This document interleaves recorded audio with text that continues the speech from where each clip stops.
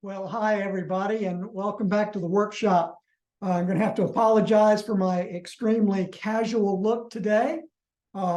Today, let me check the date. It's the 24th of September, 2023. Still recovering from that surgery I had earlier in the week. But I wanted to provide this video because I think the topic is so important for you in your current study of the first law. Has to do with, I'm going to do a demo of a transient flow process. So let's see what we have here. First this is my handy compressed air tank. Well, what have I got right? So I've got air in here. I'm going to read the pressure gauge. It says 80 PSI gauge pressure. So I've got 80 pounds per square inch of just plain old compressed air inside this tank. What have I got in here? How would you characterize this system right here? The way I've got, would you open system or closed system for what's sitting here right now? Closed system. The mass inside this tank is fixed. Now, as soon as I open up my valve here, I don't know if you can hear that. Looks like you can see some flow. So clearly now I've got an open system. Let's look ahead. Now, what if I just dropped 5 PSI in my tank? And so just that right there is enough to show, well, we don't have steady state, steady flow when this is open, and because things are changing with time. Let me continue to keep my valve open. Pressure is dropping.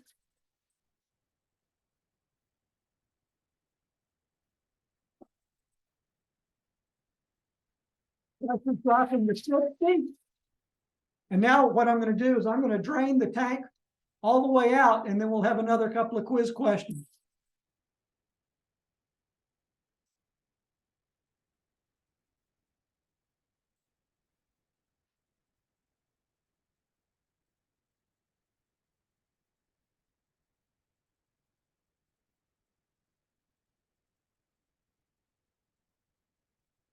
Now you can see the application for what we're doing here, right? It's obvious.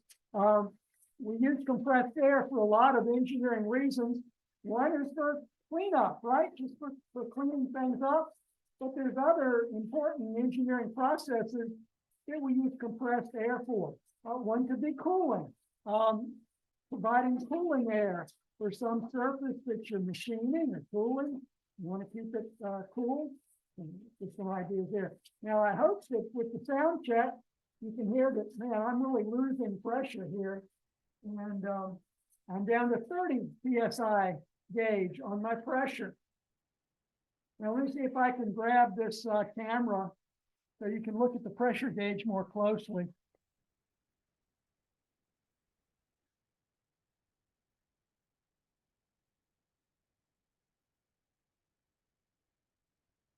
Trying to get it. Well, we're down to almost 20 pounds per square inch.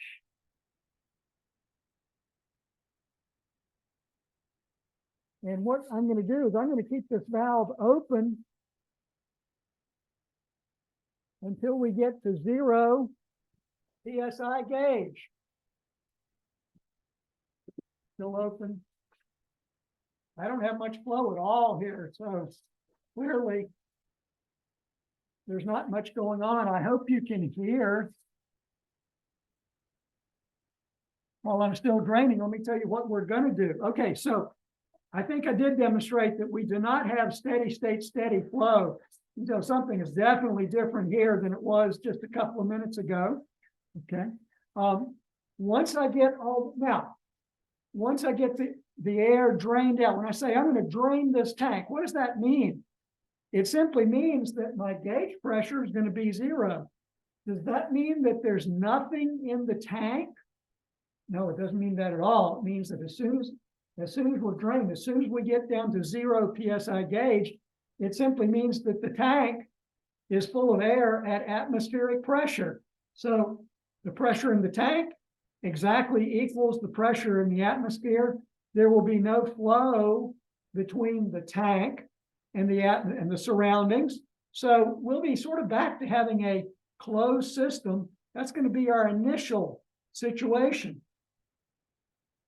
Now, you might not be, I can still hear this, so we're not down to 0 gauge pressure yet. So I'm going to have to still vamp. Oh, another thing important to as we set up this experiment, remember, we're reading gauge pressure, aren't we? So when this tank is drained, we're still going to have air in here, okay? How will we determine what the mass of the air is? Oh, I think we're about at 0 now. I have to listen very carefully to hear that I've got any flow. I've still got a little flow, okay? How will we determine the mass of air that's left in the tank when it's drained? Let's see. I'm going to be able to measure the tank volume. I've done that with a little pre-work, okay? How about pressure? 0 gauge pressure. Well, the absolute pressure then is going to be about 14.7 pounds per square inch absolute, because that's the pressure in our room here, 14.7 pounds per square inch absolute, okay? And the temperature, I went ahead and did some pre-work to measure the temperature of this air. It's 73 degrees F. So we're going to be able to calculate the mass, and we've got no flow. I've got nothing left here. Okay, so I'm going to take this. I'm going to pull my, okay, so it's out. Clearly now I've got a closed system. I can calculate the mass of air I have in my tank. All right, the next thing we're going to do is we're going to charge this tank up back to maximum pressure. So I've got my air compressor here. So let me hook up. Here's a connection from the outlet of the air compressor to our tank. Okay, looks like we're good to go. So I'm looking at the pressure gauge here. It's 0. Okay. I'm going to turn this compressor on, and I need to say a lot because the sound may overwhelm the mic. Okay, this is a positive displacement air compressor. And so what we're going to say is that this air compressor is providing a constant flow of compressed air into this tank. Okay. I've also done some pre-work to see that now the air coming out of this compressor, it turns out that it's going to be really, really hot. And I have measured that already to know that the pressure, the temperature coming out of this air compressor is 100 degrees F. Another thing I know about this compressor, I've got a relief valve. This is a pressure control valve, and I've set it for maximum possible delivery pressure of this compressor. And it does turn out that the maximum possible pressure that this compressor can provide is 94 PSI gauge, 94 PSI gauge. So I'm going to turn it on. We're going to charge this up, and I'm going to demonstrate that that is a transient flow process, a transient flow, because you know what's going to happen eventually. As soon as the pressure in the tank gets to be 94 PSI gauge, there won't be any more flow. And so you can see that what's going to happen is eventually the tank will fill up to get maximum pressure, and then M dot will stop. But during the process, we're going to say that M dot is sort of a constant average value. And then we're going to do an engineering problem associated with how much air did we add to the tank. We're also going to say that the tank temperature stays at 73 degrees F. This is going to be basically a constant temperature process within the tank, even though we're adding air, compressed air at 100 degrees F. So what we're saying is that this tank is not insulated. It's going to be able to transfer heat to and from the surroundings. So that's what we're going to say about the process. We're going to do a numerical problem to illustrate how can an engineer analyze what we just did. Another thing I'm going to try to do, if I get my stopwatch going on my phone, is I'm going to try to report to you on the whiteboard the pressure, the gauge pressure that I'll read off from here versus time, and then plot that out for you before we do the engineering problem. So here it goes. Let's give it a try. Oh, so on my table, I've got a gauge pressure. I'm going to try to record times that when the pressure is 20 PSI gauge, 40, 60, 80, and then up to maximum pressure, and demonstrate that we've got a transient process. Here we go.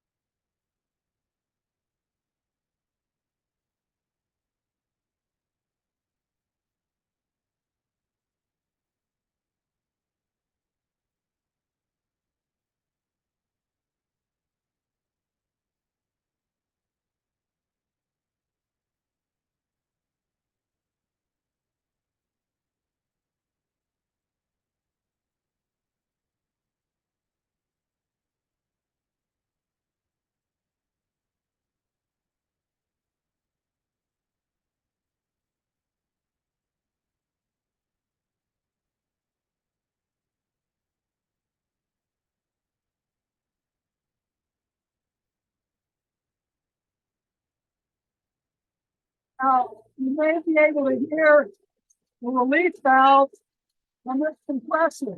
I can hear it. It means that the release valve is set to the maximum possible safe pressure for this compressor to operate at, 94 psi gauge. I can hear a little air escaping from this release valve right here.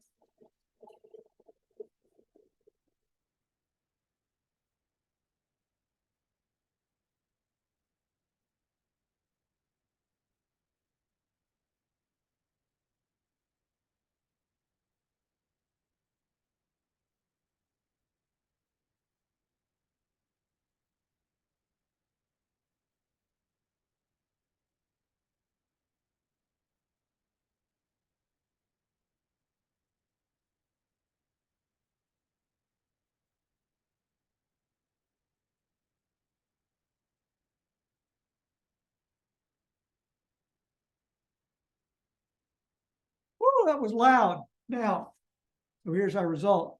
We could have continued doing this for hours, and we never would have gotten a pressure above 94. Okay, so that's my effort to try to demonstrate to you folks how we have a transient flow situation. Okay, so did you see me shut the valve off? So now let me put my whiteboard away.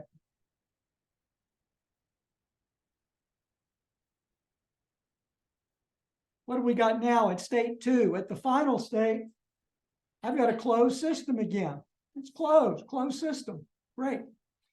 And so the purpose now is to let's invent an engineering problem to try to analyze what we just did for this transient flow process.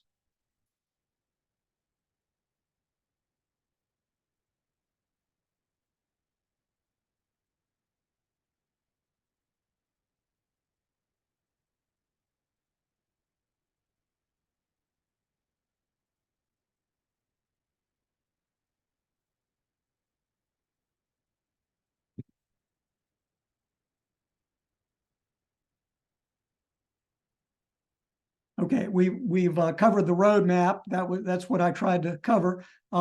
We talked about how the situation started as a closed system. Then we opened up the air compressor and started charging up that compressed air tank. Very common thing to do. So during that process, it was an open system. Once we finished charging it up, it became a closed system again when we closed the charging valve. Tried to demonstrate to you the difference between gauge pressure and absolute pressure. Okay. And here's our result. So transient process results. On the x-axis, I'm plotting time. Okay. On the y-axis, I'm plotting absolute pressure. So I transformed the gauge pressure reading into PSI absolute by adding 14.7 pounds per square inch. And so basically you see what we, in a graph, you can see what we observed for the process. So our pressure was climbing until finally we reached 94 PSI gauge, or in other words, over 100 PSI absolute. And then you can see from there on, we have no flow into the compressed air tank. Okay, so let's invent a homework problem to illustrate what we just did. It says, I've got to move my Zoom. It says a compressed air tank measures 10.5 inches diameter and 24 inches long. So there's the measurement. Okay. That tank initially contains air at 0 pounds per square inch gauge and 73 degrees F. The tank's connected to an air compressor that supplies compressed air at a pressure of 94 psi-G and 100 degrees F during the process to that tank. Okay. The compressor runs until the tank reaches the supply pressure of 94 psi gauge. And during the process, the tank, the air inside our blue compressed air tank stayed constant at 73 degrees F. Here's our assignment. Analyze the process. Determine the mass of air added into the tank. We can do this, can't we? Determine the heat added to or rejected from the air. And then finally, to make this relatively easy problem, let's consider our compressed air, our surroundings. Let's consider the air to be an ideal gas with constant specific heat, and we're going to look up the value for C sub V, which is 0.171. Now, you see that this process was not a constant volume process. We're going to use C sub V to calculate a change in internal energy. That's what we're going to use C sub V for. So let's go and solve the problem. Okay. What was the first thing we do? Start with a sketch. And so here's my sketch. Okay. I've drawn a picture of the tank. I've tried to draw a little dash control volume to show that we're going to have heat added and work out. We always add that for our system. And notice here that we've got an open system where I've got one inlet and no outlets. All right. Inlet state, 94 psig and 100 F. Initial state, state 1, 0 psig and 73 F. Final state, state 2, 94 psig and 73 degrees F. Constant temperature process. Let's see, let's observe. W out, we're going to say that's 0. For this problem, the control surface is not lifting a weight. There's no shaft coming out of this vessel, is there? So W equals 0. That's going to be nice. Now, let's see, looking ahead, we've got an ideal gas, air. I remember the ideal gas equation of state, PV equals MRT. That's going to be the way we calculate the mass at state 1 and state 2. Let's see, the volume. The volume is constant, isn't it? V1 equals V2, okay? Equal, and you can calculate that. Temperature, it's constant. It's 73 degrees F. Change to absolute temperature. Constant specific heat. When we need to calculate a change in internal energy, delta U, we're going to, for an ideal gas, it's the integral CV dt. We're going to say that CV is a constant number, 0.171 BTUs per pound degree R. Pull that out of the integral. So the integral is simple. It's just T, evaluated from T2 to T1. What we're going to do is we're going to write the first law for a transient uniform state process in order to solve for Qn, and we'll be done. I hope you're following along and thinking, I think I could do this in my head. I could do this if this were a homework problem. All right, initial and final mass.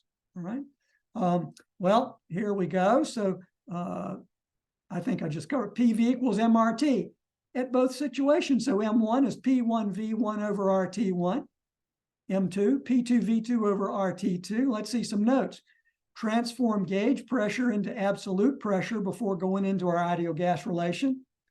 And also we've got to use absolute temperature, degrees R. We will add 460 to our degrees F.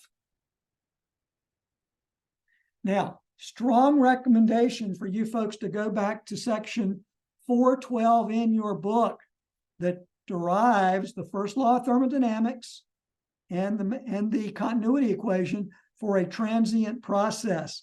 And so here's a screenshot of your textbook, first law clipped right out of your textbook. And then looking ahead, I think there's an easier way to remember the first law so you can get it in your head. Screenshot from your textbook, 425.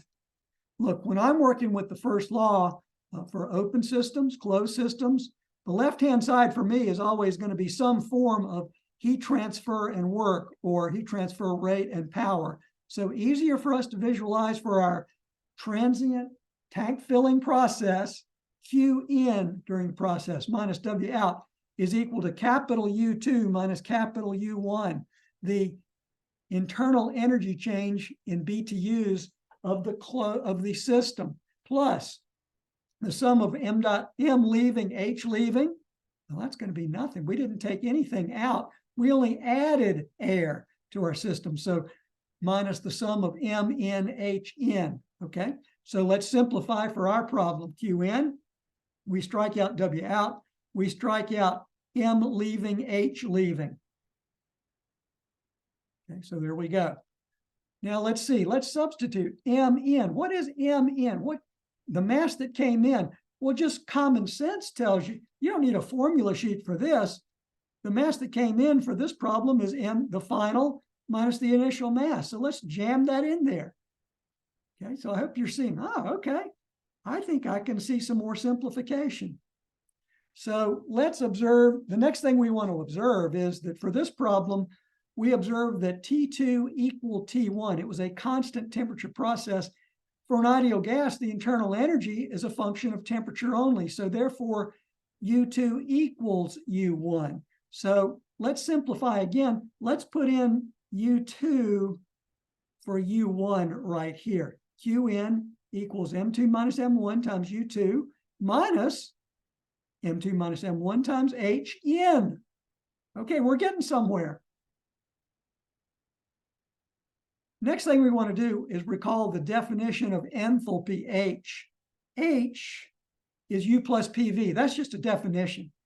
So let's put that in. H is U plus PV. So Hn is Un plus PnVn. So we're just going to drop that. That's our next step. All right, so we just got that. Recall the ideal gas equation of state. P times little v equals R times T. It's the jingle. PV is equal to RT, where V is little v. Let's substitute that. So where we've got PnVn, let's substitute R, gas constant, times Tn. All right. Let's collect terms, M2 minus M1. So I've got U2 minus Un minus RTn. Okay, so now we've got, so we're getting close to being able to determine the heat transfer. As long, because remember, we've already got M2 and M1. We just did that with the ideal gas relation. Okay. So we're going to substitute now. We remember the definition for ideal gas constant specific heat, U2 minus U1 is equal to CV times T2 minus TI. I'm sorry, U2 minus UI. Don't have my glasses on here. Okay. U2 minus UI, CV times quantity T2 minus TI minus RTN. So look, right-hand side, we've got everything we need on the right-hand side. We can solve straight away for Qn, and we're done with the problem. So let's perform the computations. Okay. I got to get a little closer to the screen without my glasses here. Okay. Volume is 1.2 cubic feet, just doing the straight volume calculation given diameter and length. 1.2 cubic feet volume. Okay. Tank conditions. I got my pressures converted to absolute pressures by adding 14.7 to the gauge pressures. Well, I've got my pressures done for 1 and 2. I've got my temperature, which is 533 degrees R. So now, let's see, R, 53.34 for air. That's going to be R bar over the molecular weight. 1545 divided by 28.97. That's 53.34 foot-pounds force per pound mass degree R. So therefore, solve straight out for the masses. M1 is 0.0895. Mass 2, 0.6621. And so in English words, 0.57 pounds mass of air has been added to the tank. And that's the first question of our engineering analysis. How much air did we add to the tank during our transient process? 0.57 pounds. Now, one slide left for the heat transfer since we did all the math sequentially. Let's see. Given information, R is 53.34. I had to convert that into BTUs per pound. See, I've got to get units consistent here in my CV delta T in my RT terms. Okay, so there's my C sub V value, 0.171 BTUs per pound mass degree R. Okay, my temperature T1 and TI. So T1 is 533 degrees R. Tn is 560. Okay, so again, it's plug and chug. Everything on the right-hand side is known. And so Qn, the heat added to the air during this process, is negative 24.63 BTUs. And there we go. So there you go, 24.6 BTUs of heat is rejected from the air. You say, okay, why was that? Okay, why was that? Well, remember the air was coming in at 100 degrees F, okay? Our temperature was staying constant. Temperature was staying constant in our tank at 73. And so the compressed air coming in, was trying to heat up the air in the tank, and also because of flow work being done as a result of the high pressure air coming into a tank of a lower pressure. Flow work is done on the air coming in. Okay, and so that is sort of like our homework problem. Let's recap what we did. I tried to give you a little demo of a transient process open system analysis, sometimes found in engineering situations.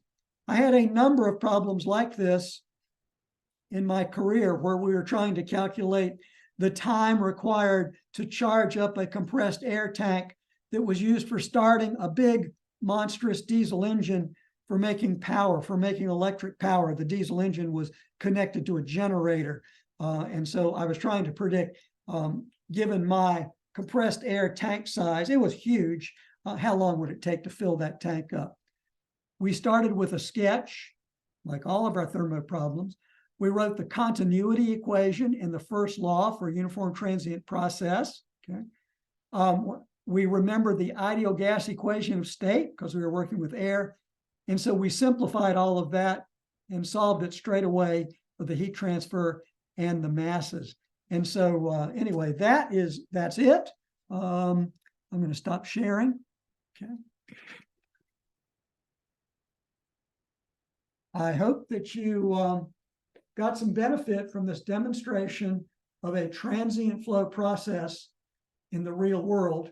And it's my hope then that you can get a visualization of using continuity, using the first law in your head, because simply applying formulas that are provided to you, that's not going to win the day for you. So I'm really trying to impress on you, how can I figure things out in my head rather than simply treating this class as a place that I'm simply applying formulas that are provided to me.